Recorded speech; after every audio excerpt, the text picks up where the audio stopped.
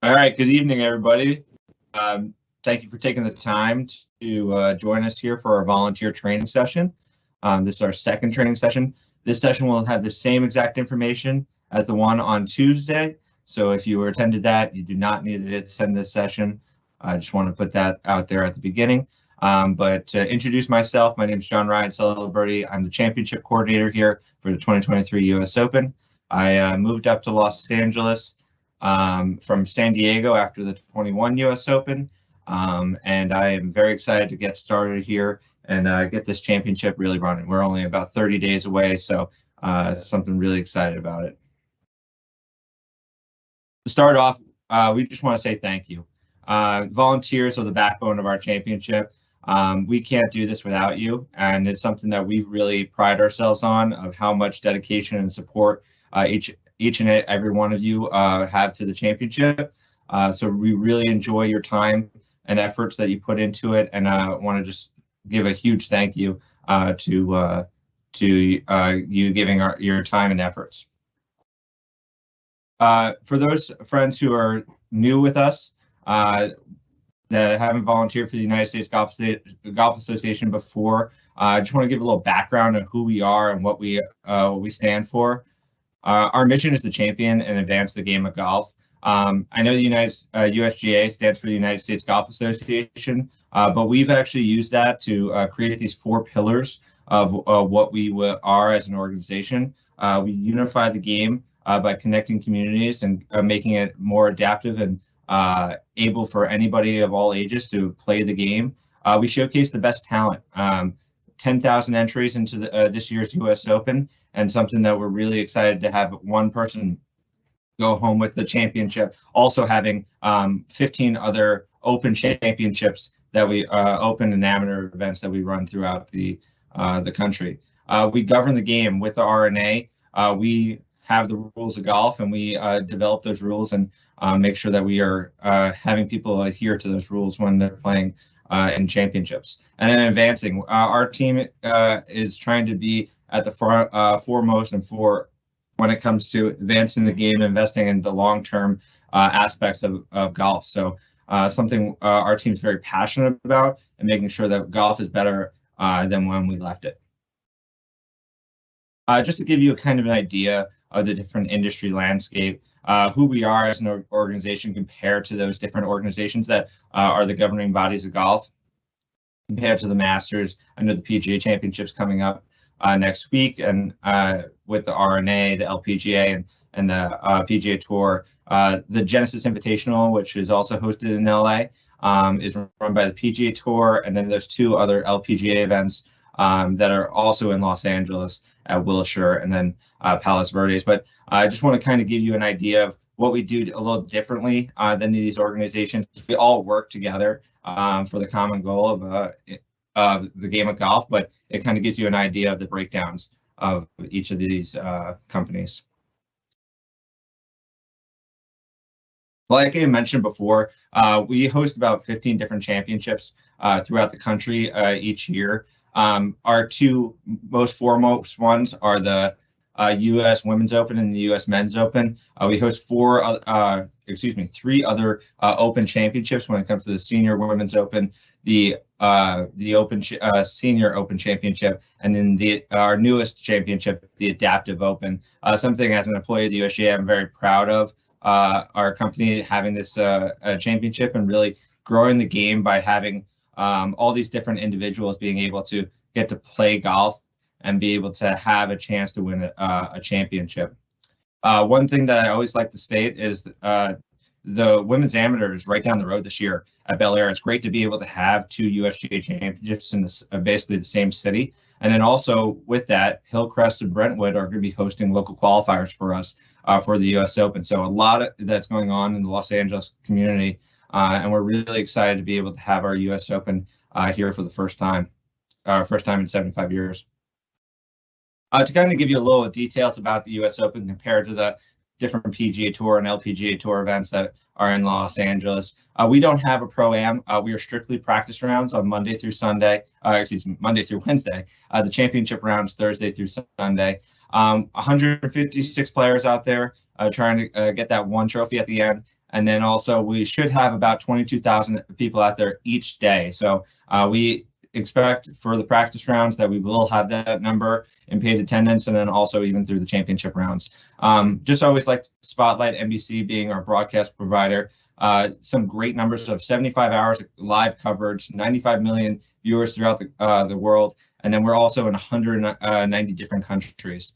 So it really shows the global aspect of the U.S. Open and exactly how we're able to reach all of our different fan bases throughout the world.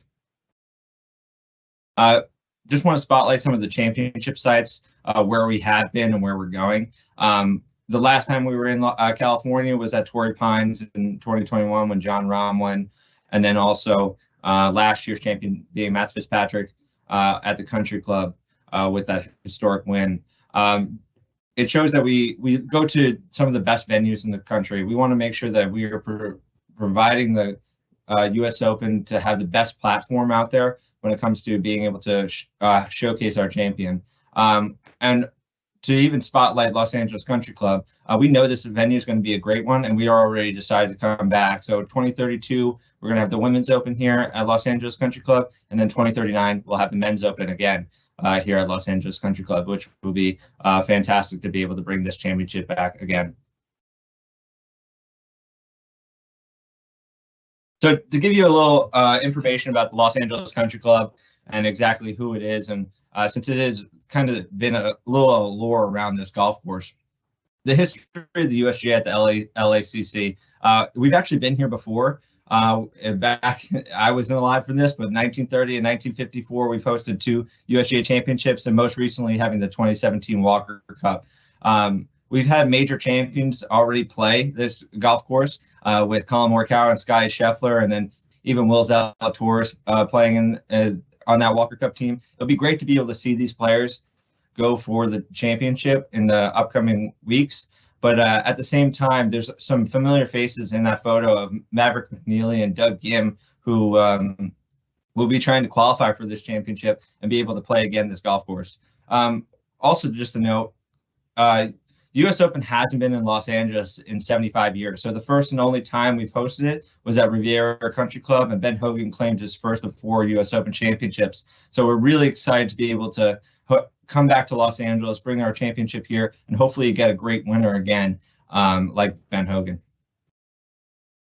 Something I just want to spotlight our community engagement of what we've done for this year's U.S. Open, a little different than we've done in the past, and hopefully we'll do for the future, is leaving an impact in our community that we're having the championship within. So Maggie Hathaway Golf Course, a local golf course within the Los Angeles community, the USGA has already decided that they are donating $1 million to be able to go to the efforts to restore this golf course. So with LACC, the SCGA, they're putting a huge community investment back into this community and making sure that this golf course gets restored and be able to be playable and get juniors involved as much as possible when it comes to this golf course. Really, as a USGA employee, I enjoy being able to say these positive things that we're trying to do to enhance the game and really grow it in these different communities. So a little bit about our team of who we are and exactly who's breaking down this volunteer program. So my name is John Celebrity, as I said, but I'm the championship coordinator here for the 2023 U.S. Open. Lena Campbell will kind of be my right-hand man throughout the championship. She's overseeing the 2024 U.S. Open volunteer program. And then our 3 stellar interns right there of Nora, Mackenzie, and Dana.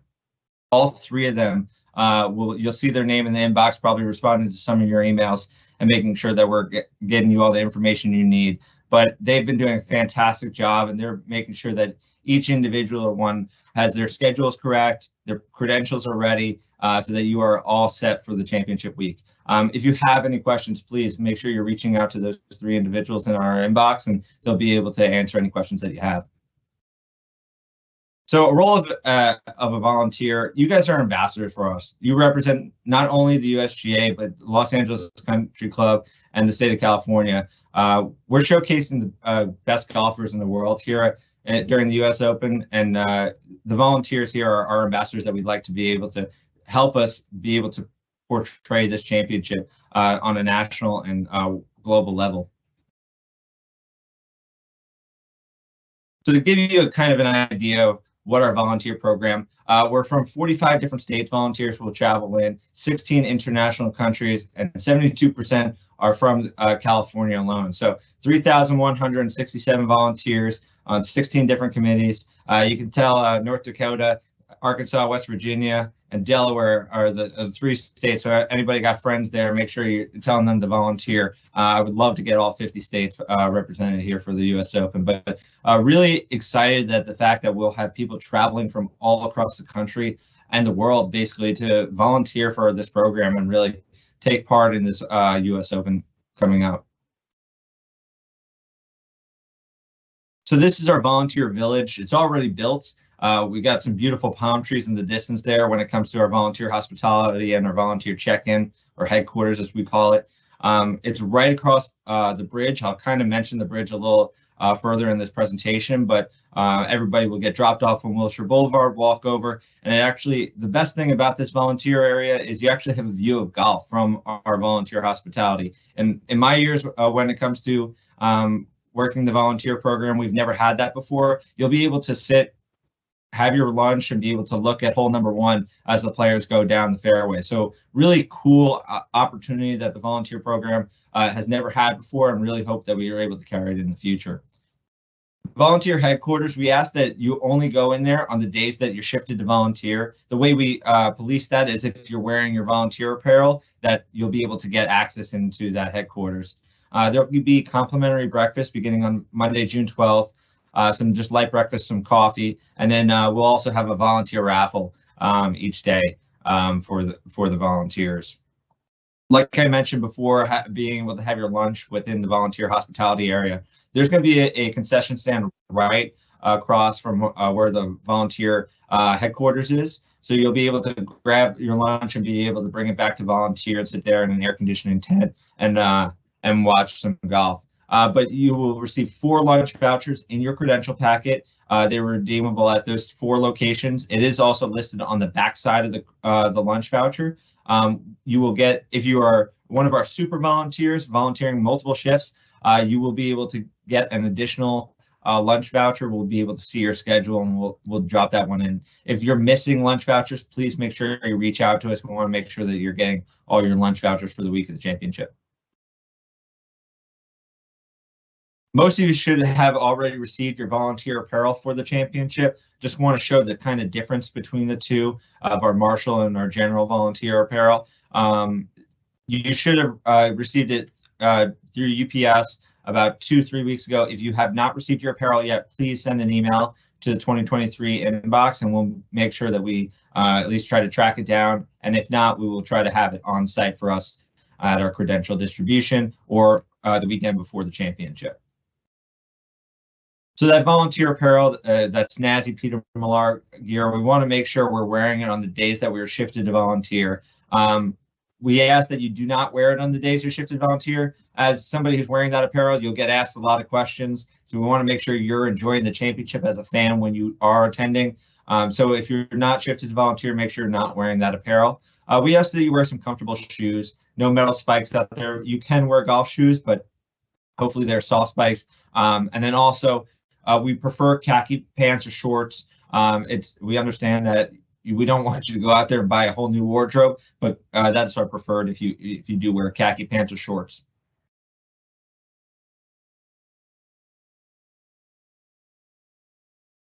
Just want to go over a little bit of our volunteer credential policy. Each volunteer will receive their credential with their access codes on it. None of the credentials are transferable. All of them will have your individual name and photo and committee on it. Volunteers won't be able to pass that off to a different individual. If you lose your credential, please make sure you're contacting our office so that we can turn that barcode off, and then we can be able to get you a reprinted credential. And the best thing about the volunteer program is that the fact you get this credential that is valid for all 7 days of the championship. So we strongly encourage on the days that you are not shifted to volunteer that you are coming out to enjoy the championship as a fan. When it comes to that credential distribution, the volunteers that live within a 75-mile radius of LACC will be required to pick up their credential packet. We will not be shipping those if you are within that 75-mile radius. Next weekend will be our first credential distribution at Marymount High School. I know in your apparel packages, it did say that it's a Loyola Marymount University. We are doing it at Marymount High School. I want to make sure that's clear. May 20th and 21st, both 9 a.m. to 2 p.m. And then also, if you cannot attend those, we will have a credential distribution and an apparel exchange at both of these locations on June 10th and 11th. When it comes to the one weekend before, we'll be outside of the merchandise check tent. You'll see us. There'll be plenty of signage to be able to find us, so you'll be able to find that credential distribution. On the if you are outside that 75-mile radius, after the May 21st credential distribution, we will be shipping out the apparel, the credential packets. And if you would like us to hold it back from shipping it, please email the inbox so that we are making sure that we are not sending that apparel, that credential packet ahead to you, that it's here when you come to pick it up. After June 11th, you will be picking up your credential packet at the ticket office. You will not be able to enter the grounds of the championship without that credential. So we have a hard shut off at that point. So you will not, if you're picking it up the week of the championship, so if you're picking up for your first shift, let's say June 13th, which is Tuesday, you'll have to park at the general parking lot, walk up the south course, and then enter the championship that way. We will not mail parking passes ahead of time to anybody who is trying to pick it up the week of the championship. Unfortunately, it just becomes too much of a logistical issue for us.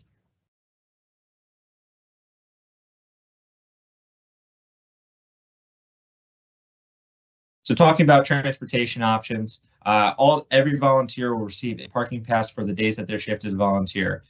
We have two separate parking lots at P32 at UCLA and then the Beverly Center. We have already predetermined who's going to be at both of those parking lots based off the shipping address that you provided to us on your profile.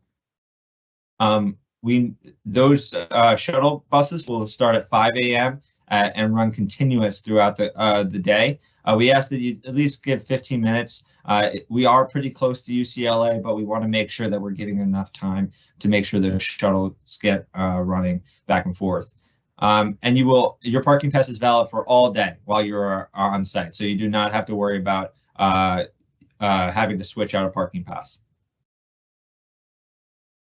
Like I mentioned before, you will receive daily parking passes. So you will receive a parking pass for each day that you are shifted to volunteer. On the back side of the parking pass, there's driving directions and a QR code that gives you GPS directions to exactly where you will be parking at each of these lots. We just ask that you have those hang tags from the mirror of your car so that our parking attendants can see that you have the proper credentials to park there for that day. To give you a little more information exactly where this is going to drop off, both shuttles, both from the Beverly Center and UCLA, will drop off and pick up on Wilshire Boulevard. You'll be able to enter the championship off Wilshire, walk right into gate 5, and right across the bridge into volunteer headquarters and throughout the golf course. The good thing is most of the volunteer assignments are north of the Wilshire Boulevard, besides the merchandise tent and the trophy club. Everything else is north, and you'll be able to pass that volunteer headquarters before you go out to your volunteer assignment.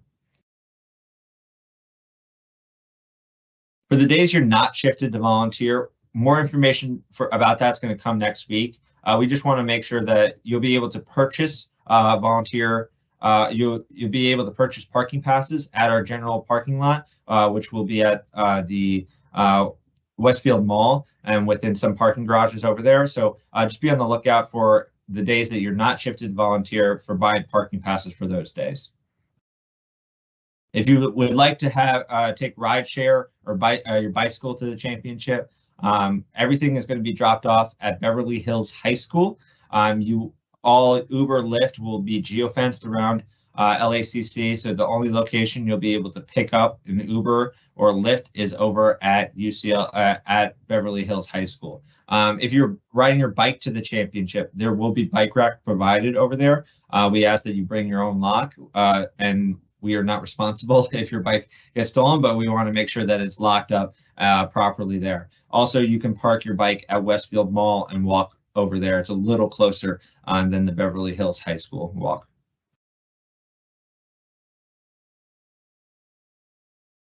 Just to go into some public safety information about the championship, our lead law enforcement agency is the LAPD. We have tremendous support from multiple different agencies to make sure that everybody is having a safe and enjoyable championship when it comes to Beverly Hills High School, LAFD, UCLA Health is our first aid provider, and then also some EMS and transportation providers that will be assisting us with this championship. Like I said, UCLA Health is our first aid provider. We have 3 first aid locations out on the championship grounds. One in Fan Central, which is right past Gate 5 on the left-hand side before you cross that bridge. There'll be another one, players left of hole number 3, and then there will be one players left of hole on the 10 fairway, which is right near the satellite merchandise tent. Each first aid location will be staffed with doctors and nurses from UCLA Health, which have been tremendous support of our championship as we're going into it. Just want to go through some medical and public safety scenarios. If you have any medical calls or something along those lines that happens, we want to be as detailed as possible when it comes down to it.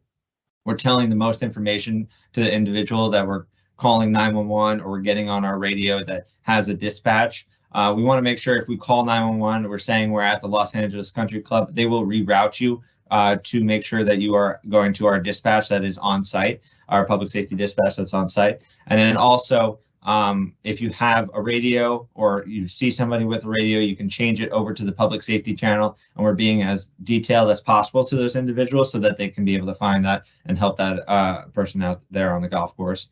One thing that we want to note is that we're always very specific on where we are on the golf course. So, for example, if somebody faints on the right-hand side of a fairway, we want to make sure we're saying that that fan has fainted on the player's right of hole number 1.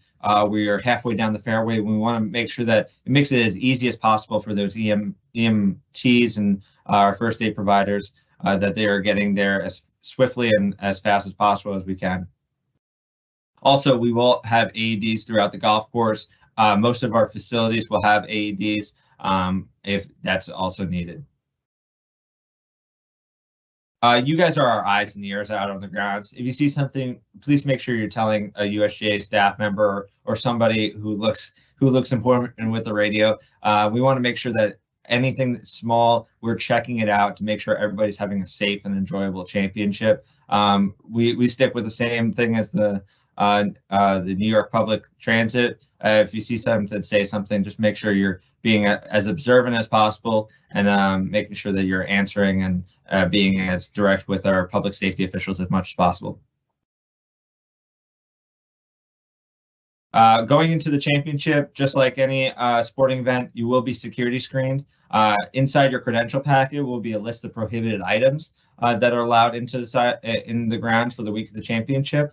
So please make sure you review those prohibited items. We want to make sure that you're not getting here, you have something and you have to bring it back to your car at UCLA or the Beverly Center and hop back on that shuttle. So make sure that you are checking that you are bringing everything into the championship that you can. It would be very much easier than having to shuttle right back. For cell phone communication and policies, we will go through and sometimes send weather advisories, suspension of play, traffic advisories. On your volunteer profile, there's a little box that you can check to make sure that you receive text messages from us. If you haven't already, you can go on to your profile and check that box, but you can also email the 2023 US Open inbox, and we will make sure that we check that box for you.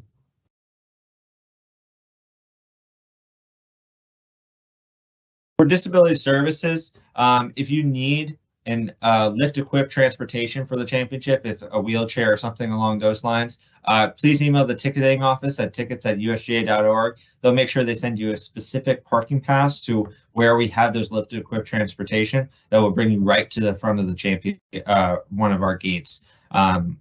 All of our shuttles will our disability services shuttles will have the opportunity to have a wheelchair accessible. So you will be able to take it as a bus stop style throughout the golf course and be able to take it to different points where we'll have ADA viewing grandstands at numbers 10, 4, and 17, and then also be able to see a little more of the championship throughout if you need that extra assistance for it.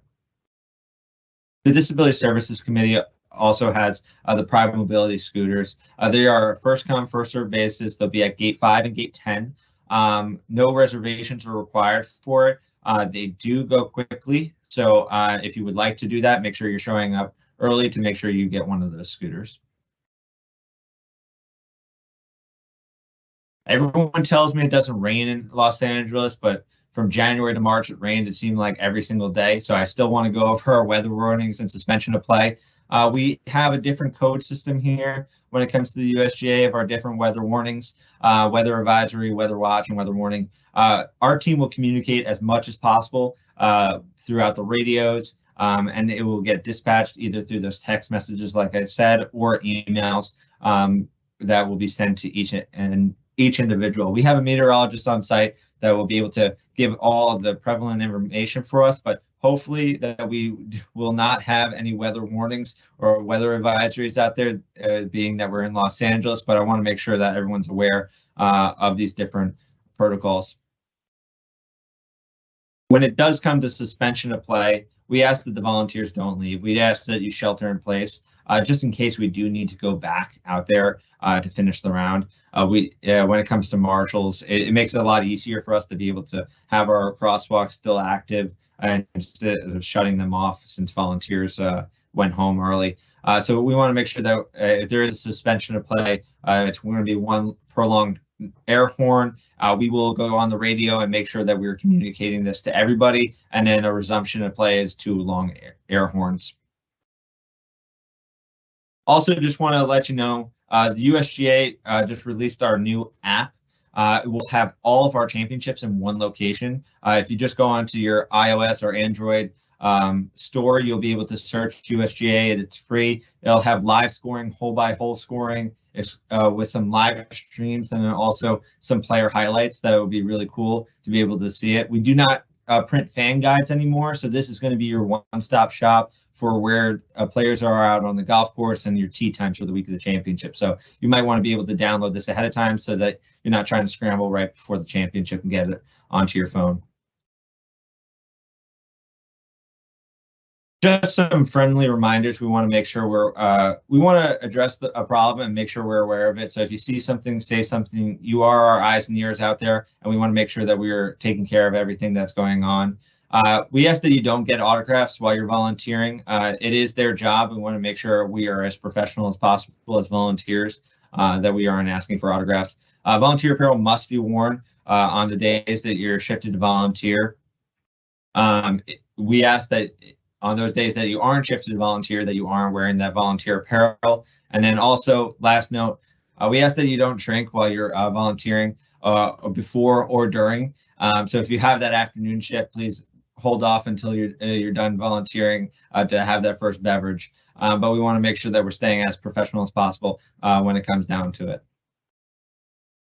With all that being said, we're only 32 days away from the championship. We are extremely excited for all of you to get on site for the week of the championship, and really enjoy the opportunity to meet each and every one of you. Make sure you reach out to me if you see me. I would love to meet every one of you when it comes down to it. But if you do have any questions that I didn't touch on during this presentation, it will be recorded and be submitted, sent out where you can be able to rewatch it. But please either call our championship office or send us an email at 2023usopen@usga.org, and we'll be able to answer those questions.